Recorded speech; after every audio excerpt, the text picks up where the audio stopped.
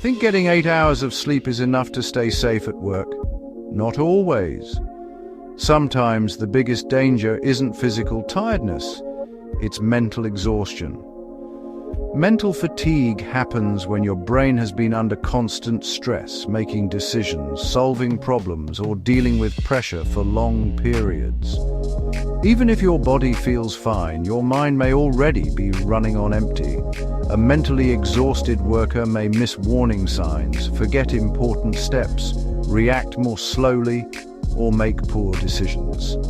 These mistakes can lead to serious incidents, especially in high-risk industries like construction, manufacturing, oil and gas, and healthcare. Mental fatigue doesn't always come from work.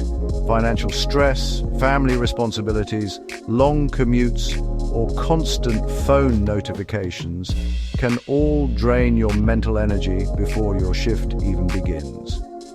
To reduce mental fatigue, take short mental breaks during long tasks. Limit distractions whenever possible. Rotate demanding work when practical. Speak up if you're feeling mentally overwhelmed.